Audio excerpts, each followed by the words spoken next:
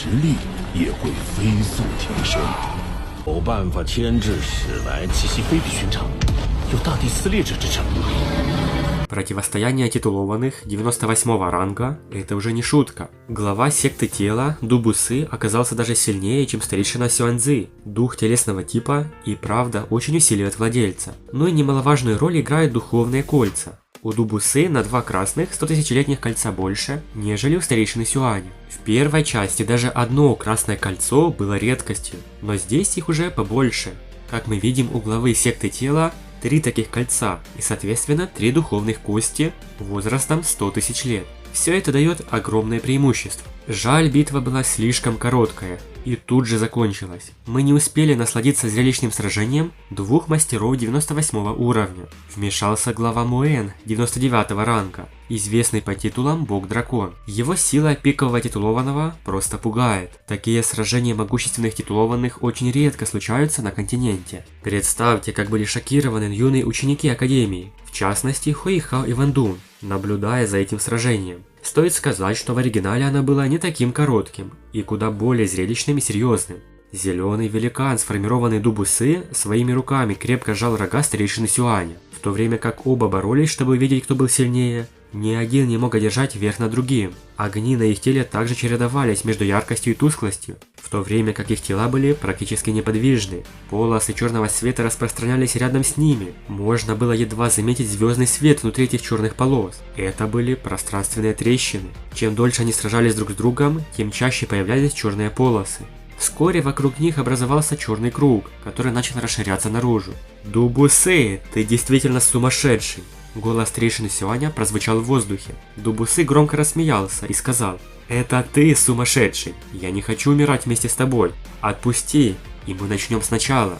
В воздухе послышался ревущий звук. Черный круг рассеялся и превратился в бесчисленные полосы черных огней, которые распространились во всех направлениях. Где бы ни проходили черные огни, желтый метеорный поток старейшины Сюаня и темно-зеленый водоворот Дубусы рассеивались. Черные огни распространились чрезвычайно далеко, прежде чем они исчезли. Старейшина Сюань хоть и проигрывал Дубусы, но был уверен, что если они будут сражаться до смерти, то заберет противника с собой. Но перед старейшиной Му даже могущественная секта тела вынуждена была отступить. Хуэйхао и Ван Дун стали еще больше уважать своего учителя. Да, именно так. Глава Муэн выбрал их двоих в качестве своих личных последних учеников. А это многое значит. А перед тем, как продолжить, советую отличный сайт для просмотра ваших любимых аниме – Konoha TV. Переходи и смотри новинки в хорошем качестве. Ссылочка в описании. Было очень жаль видеть Ма Сяотао в таком состоянии. Кажется, после турнира ей совсем не стало лучше, и она просто была запечатана. Однако недолго она будет в заключении, поскольку на Академию Шрека готовится нападение. Цзин Хунчень, глава Зала Добродетелей Империи Солнца и Луны, вступает в сговор с Человеком в Черном. Этот человек происходит из ужасающей злой организации мастеров культа Святого Духа. По наущению Цзин Хунченя, секта Святого Духа ворвется в Академию Шрека и похитит Ма Сяотао, надеясь сделать ее святой. Видно, что Цзин Хунчень готовит большой заговор, чтобы разобраться со Шреком.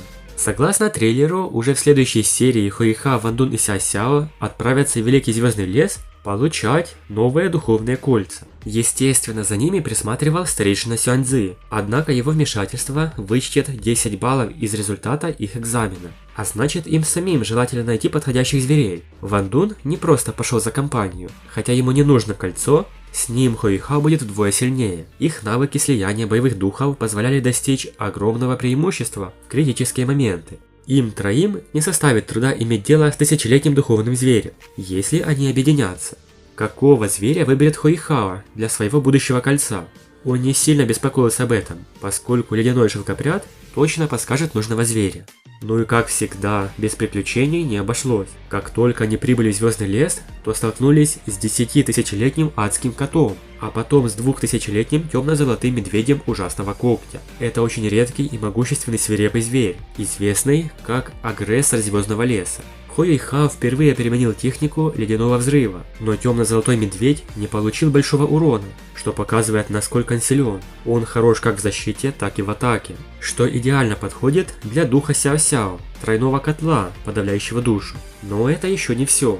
Удача Сяо-Сяо была не просто высокой, она была невероятно высокой. Этот зверь также дал духовную кость, но эта духовная кость отличалась от обычных костей правой руки. Чтобы быть точным, это была правая ладонь в виде 5 пальцев с длинными лезвиями. Они были похожи на уменьшенную версию жутких когтей медведя. Кости ладоней отличаются от костей рук. Они практически считаются внешними духовными костями. Кроме того, она может развиваться вместе с силой мастера. Поэтому, хотя она имеет возраст 2000 лет, ее ценность будет на уровне 100 тысячелетних.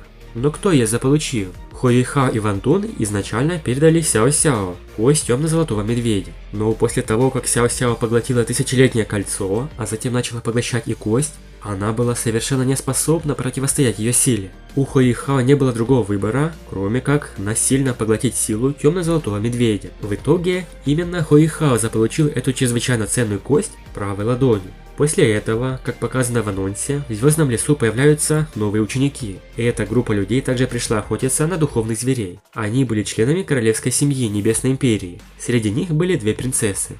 И напоследок, ледяной шелкопряд почувствовал того самого зверя, что подошел бы Хуэйхао. Он говорил о трехглазом золотом звере, императорском звере, которому было более 10 тысяч лет. И в это время трехглазый золотой зверь преследовал циклопа. Нас ждут интересные серии. Большое спасибо за просмотр.